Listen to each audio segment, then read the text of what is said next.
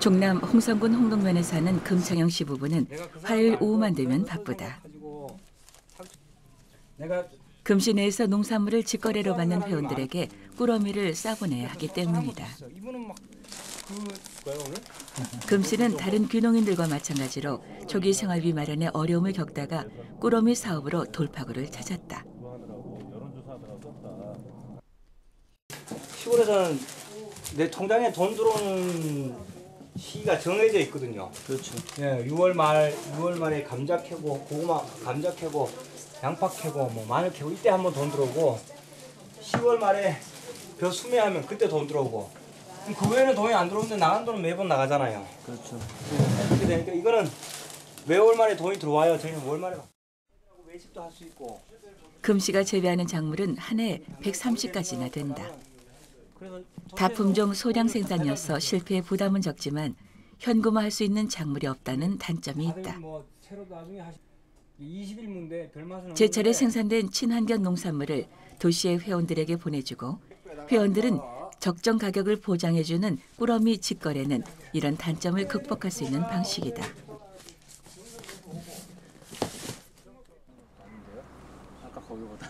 이곳 홍성군 홍동면은 귀농인들에게는 매우 특별한 것이다. 국내 최초로 오리 농법을 도입했고 쌀을 포함한 주작물의 절반 이상을 유기농으로 재배하는 친환경 농법의 발상지 같은 지역이기 때문이다.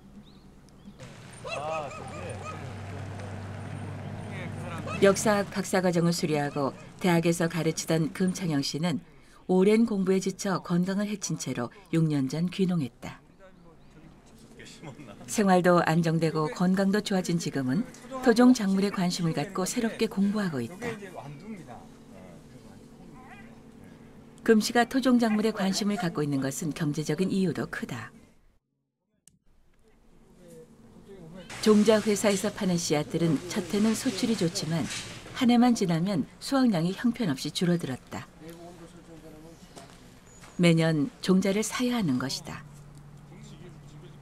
해마다 오르는 씨앗값도 문제지만 무엇보다 사람 몸에 이로운지 여부를 따지는 꾸러미 직거래에 적합하지 않았다. 집에서 좀 떨어진 금창양 씨의 종묘장에는 토마토 2종류, 고추와 강낭콩, 참외, 호박이 각각 대여섯 종류, 쌈채나 야채류도 20여 종류가 자라고 있다. 모두 토종이다. 토종 고추거든요.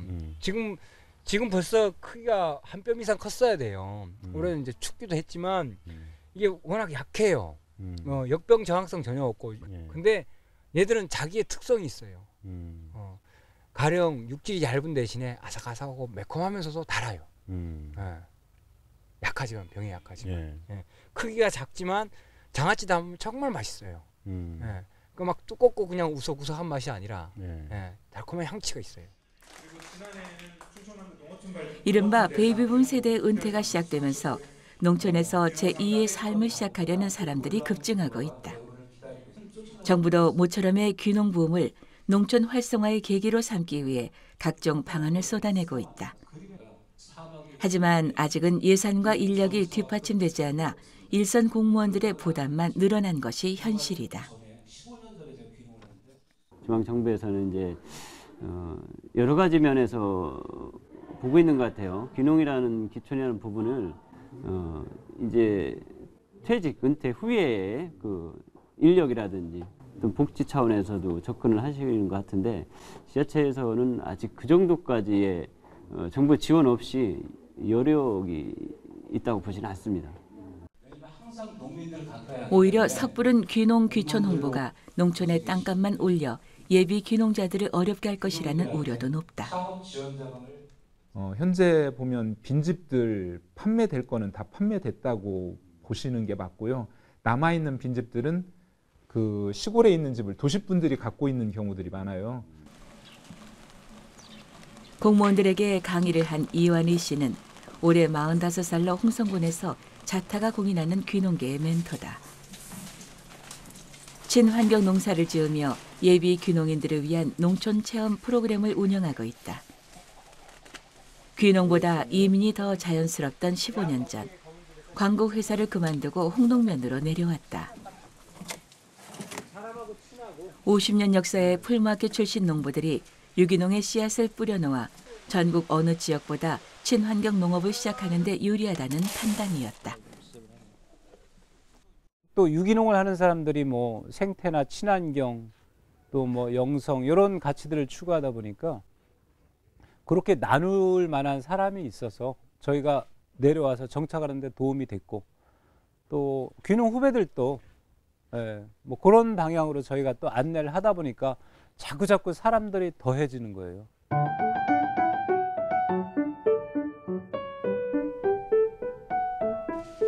홍동면 동네 마실방인 뜰은 가장 홍동면다운 탄생 배경을 갖고 있다.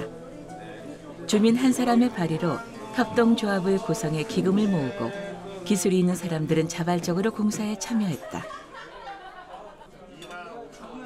1600세대 4천여 명밖에 안 되는 주민들이 각종 농축산물 가공장, 공동육아방, 도서관 같은 시설을 스스로 만들어낸 바로 그 연대의 힘이 또 한 번 발휘된 것이다.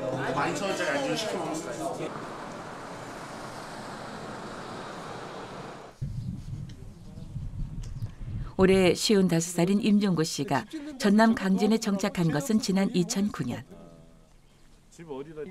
사업 실패로 10년을 시리에 빠져 지내다 시민단체가 운영하는 귀농학교를 다닌 뒤 한림마을을 찾았다.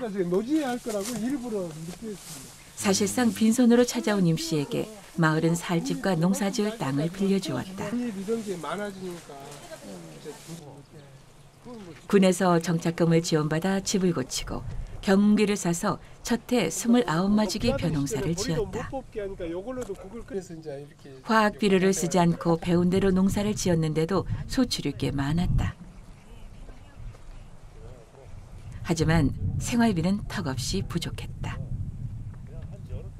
그러니까 첫해 그만큼 나온 걸 오다가 내가 팔 데가 있는 것도 아니고 그러니까 한 절반 넘게 농협 수매를 하고 이제 나머지는 집들이 갈 때도 쌀 들고 가고 어디 뭐 친척집 갈 때도 쌀 들고 가고 전부 쌀만 가지고 다 저기 했죠 어디. 겨울에는 산불 감시원으로 일하며 돈을 벌고 여름에는 칡을 캐서 팔았다. 달여서 팔아요. 가려서 근데 그냥 생칡보다 말려서 파는 게 훨씬 맛있잖아요. 생 거는 칡 냄새만 향이 진한데 우리가 생 것도 해서 먹어보고 이렇게 말린 것도 먹어보는데 이게 훨씬 더 좋더라고요.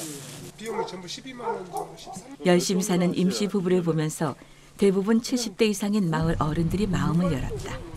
제가 관리를 잘한 건 아닌데. 농사가 늘고 수입이 많아지면서 지난해에는 대지가 포함된 밭 2,500여 제곱미터를 사서 아들과 함께 집을 짓기 시작했다. 500만 원을 들여 기초 공사를 마친 뒤부터는 모든 것을 손수 해내고 있다. 어떻게 보면 그 절망의 밑바닥까지 이렇게 갔다 왔거든요. 그러니까 앞으로 사는 것은 그냥 이 정도 사는 게 행복하다고 생각합니다. 저 아침으로 또는 저녁에 잠자리에서 가끔 집사람하고 그런 얘기를 많이 합니다. 행복하지. 가끔 일이 힘들 때는 짜증도 내요. 막 그냥 막 내가 머슴이냐고 이렇게 짜증을 내기도 하는데 그래도 대체로 행복해야 하는 편.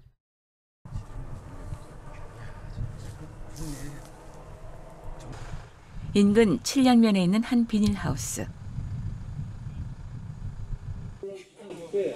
딸기밭이 어른 가슴 높이로 공중에 떠 있다. 이른바 공중딸기로 불리는 하이베드 재배법이다. 흙이 아닌 인공 상토에 딸기 모종을 심고 자동화 설비를 이용해 물과 영양을 공급한다. 작업이 손쉽고 병충해가 없어 농약을 칠 필요가 없다.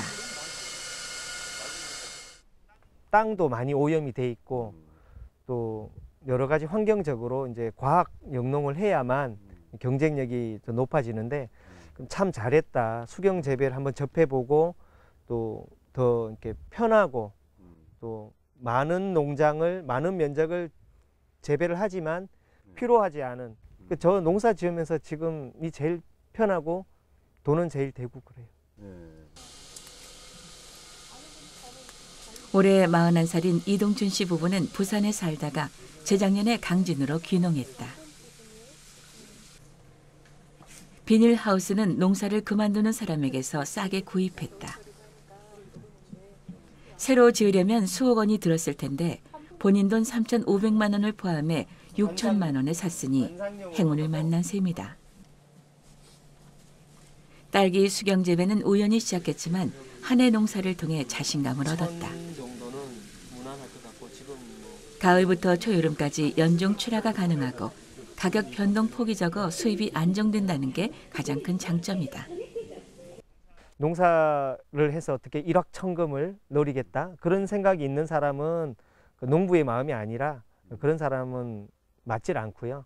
그냥 좋은 공기, 좋은 물, 좋은 사람들 속에서 땀 흘리면서 살고자 하는 사람은 가장 좋은 직업이라고 생각을 해요.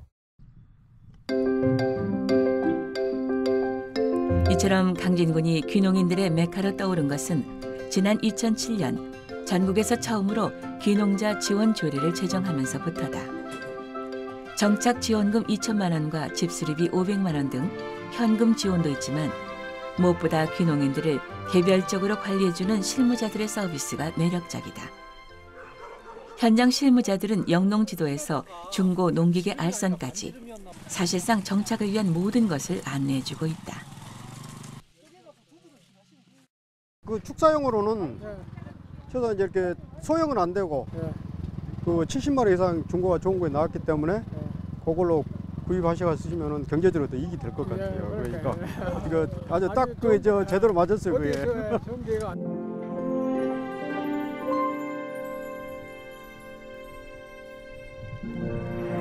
산이 높고 비탈진 자투리 땅이 많은 충북 괴산.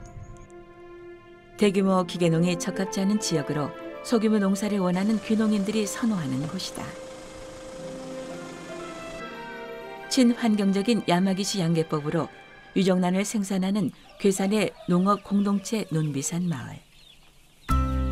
이제 막 솜털을 벗은 병아리들이 괴사에 가득하다. 병아리들의 성장 속도에 따라 횃대와 물통을 높여주면서 적응 훈련을 시킨다. 부엽토와 왕겨, 볏짚을 두텁게 깐 바닥은 닭들이 생애를 마칠 때까지 갈지 않고 유기농 비료로 숙성시킨다. 햇볕과 바람이 삼면으로 들어오고 발효시킨 천연 사료와 미생물 배양액을 먹여서 그런지 역겨운 닭똥 냄새는 전혀 나지 않는다. 다 큰 닭은 암탉 15마리에 수탉 1마리꼴로 성비를 유지시켜 유정란을 생산한다. 항생제 없이 안전하게 생산한 유정란은 전량 생협으로 출하된다. 양계를 담당하는 이믹성 씨는 10년 전 눈비산 마을에 합류한 귀농인이다.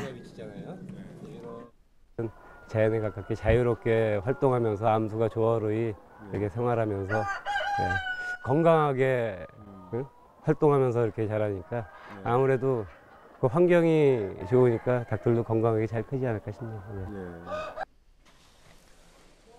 1960년대 천주교 메리너 선교회 신부들이 창립한 눈비산 마을은 지금은 5가구가 공동으로 투자하고 수익을 나누는 공동체 방식으로 운영된다. 수많은 생협 운동가와 조직들이 이곳에서 성장해 분가해 나갔다. 그 중심에 서 있는 조이부 대표는 1970년대 반독재 운동을 하다가 옥고를 치른 뒤 귀농했다. 40년 동안 붕괴돼가는 농촌을 지키며 농업의 근본적 가치와 인간과 자연의 조화로운 삶을 복원하는 데 노력해왔다. 농사는 하늘과 땅과 모든 그 생물, 미생물 이런 게 조화를 이루어서 이루어지는 겁니다.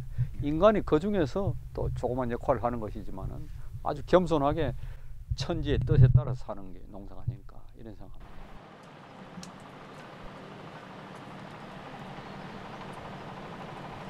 들판 가득히 비닐막이 쳐 있는 모습이 이채롭다.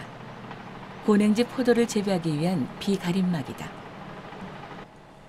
상주군 모동면에서 포도 농사가 본격 시작된 것은 불과 30여 년 전의 일이다. 벼농사 전망이 점점 어두워지던 80년대 초 모동면 주민 일부가 포도 농사로 전환했고 인근 김천의 포도 농가가 이주해 오기도 했다. 올해 41살인 박정관 씨는 신학대학을 졸업한 다음 날 김천으로 무조건 귀농을 했다. 정신보다 몸을 쓰는 삶이 더 진실해 보였다는 게 이유다. 스스로 머슴살이라고 표현하는 3년 동안 박 씨는 유기농 포도 농사를 배웠다. 4년째 되던 해 상주로 독립해 나왔지만 땅이 없는 서름이 컸다. 과수 밑에 풀을 키우는 초생 재배 등 유기농 기법을 땅 주인들이 이해하지 못했다. 5차례나 땅을 바꾼 끝에 귀농 9년차의 융자를 받아 9,500제곱미터의 땅을 마련하고 이듬해 집도 지었다. 생협 출하와 인터넷 직거래를 통해 수입도 늘려나갔다. 그러나 그것이 고생의 끝은 아니었다. 제가 귀농한 지 올해로 15년 차 이제 들어섰는데 유기농으로 아무튼 포도 농사를 진다라고 지금까지 해왔거든요. 그런데 최근 한 3년 들어서 이렇게 짓다가는 진짜 폐농하겠다. 그런 위기감이 굉장히 저한테 있었어요. 실질적으로 재작년 동해 피해를 굉장히 포도밭이 입어서 새로 밭을 뜯어내고 나무를 다 뽑아내고 다시 지금 가설을 하고 있는 상황이기도 하고요. 박 씨가 찾아낸 해법은 결국 흙이었다. 좋은 퇴비를 만들어 공급해주고 토양의 부식 함량을 높여야 작물도 건강하게 클 수 있다는 결론이다. 대형 퇴비장을 짓고 파쇄한 나무를 유기물과 함께 발효시켜 목질 퇴비를 만들었다. 3년째 퇴비를 투입한 결과 우리나라 토양의 평균 부식 함량인 2%보다 훨씬 높은 3.5%에 도달했다. 기본적인 자생력 있는 토양, 생명력 있는 토양, 어떤 미생물 체계가 잡혀 있는 토양이 되기 위해서는 수치상으로는 유기물 함량이 5%대까지는 올라가 줘야 된다라고 얘기를 하거든요. 그래서 지금 제가 나름대로 10년 프로젝트를 잡았습니다. 그래서 10년 후에는 지금 유기물 함량을 10%대까지 내가 높이겠다. 경기도 안산에서 텃밭 농사를 짓고 있는 김석기 씨가 농촌진흥청 농업과학도서관을 찾았다. 이 도서관 희귀자료 보관실에 있는 일제강점기 전통 농업에 관한 자료를 열람하러 온 것이다. 일본인 농학자 다카시 노보루가 한반도 전역을 현지 조사한 자료가 그것으로 20세기 초 한국 농업에 관한 사실상 유일한 자료다. 우리나라 농촌 실태조사 자료가 한 4,000여 점으로 가장 많은 것 같고요. 또 이제 당시 모습을 사진으로 촬영을 하셔가지고 한 2,000여 점이 아주 당시 상황을 자세하게 알 수 있도록 만들어진 자료라고 보시면 돼요. 지금 보시는 이것은 이제 당시 기상도인데 손으로 일일이 다 자세하게 기록을 했어요. 비료를 사용해서 전통 농기구의 부분 명칭과 기능을 샅샅이 그림과 함께 기록해 두었고 물레틀의 옛 이름은 손수 한글로 적기도 했다. 여원에서 받은 밥상의 반찬 종류를 마치 요즘의 인증샷처럼 그림으로 남겨두기도 했다. 김 씨는 이 자료를 직접 번역해 동료들과 함께 돌려보며 전통 농업을 연구하고 있다. 도시농부나 생태적 소농을 지향하는 사람들은 전통 농업으로부터 배울 점이 많다는 게 김 씨의 생각이다. 그 과거에 우리가 지었던 농사들은 그때는 화학 비료나 농약이 있지 않아서 그러한 유기농업의 방식과 유사한 방식으로 농업이 이루어졌던 것이죠. 그래서 당시에 그런 자료들을 뒤져보고 다시 되살린다면은 현대에 있어서도 그 유기농법이라는 것을 다시 한번 우리의 전통과 이어서 되살려 볼 수 있지 않을까라는 측면으로 생각해 볼 수 있습니다. 괴산에 사는 김국태 씨는 보통 1954년생부터 63년생까지를 말하는 베이비붐 세대의 맏형이다. 동대문 시장에서 장사를 하다가 힘이 붙여 3년 전 귀농을 결정했다. 서울 아파트를 팔아 대지와 밭 2,600제곱미터를 마련해 괴산에 온 뒤 현금화가 쉬운 한우 축산을 시작했다. 암소 3마리로 시작해 18마리로 늘어난 올해부터는 출하를 시작할 생각이다. 귀농 이후 솜씨 좋은 동네 형님으로부터 된장 담그는 법을 배워 서울의 친척을 통해 직거래로 팔고 있다. 저걸 처분을 조금씩 하면서 이제 된장 쪽으로 나가고 필요한 거를 이제 된장 쪽으로 맞춰 나갈 것 같고, 거기에서 이제 나오는 거 이제 뭐 두 식구니까는 크게 돈 들어갈 것도 없고 그러니까 그냥. 자녀들은 모두 독립했고 몇 년 후면 월 50만 원 정도의 국민연금을 받게 될 전망이다. 여기에 월 50만 원 정도의 추가 수입만 보장된다면 부부가 생활하는 데 충분할 것으로 보고 있다. 씀씀이만 조절할 수 있다면 도시보다는 훨씬 안정적으로 노후를 보낼 수 있으리란 판단이다. 옛날 같으면 지금 노년층인데 앞으로 뭐 20, 30년간은 청년층 아니겠어요, 그냥 봤을 때는. 그래서 그냥 뭐 한 20년 정도는 충분할 것 같아요, 아직은.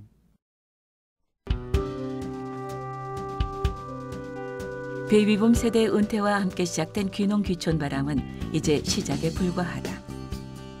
연금 수령으로 기본 생활비가 보장된다면 소비적인 도시보다 농촌에서의 노후 생활을 원하는 사람이 늘어날 것이다.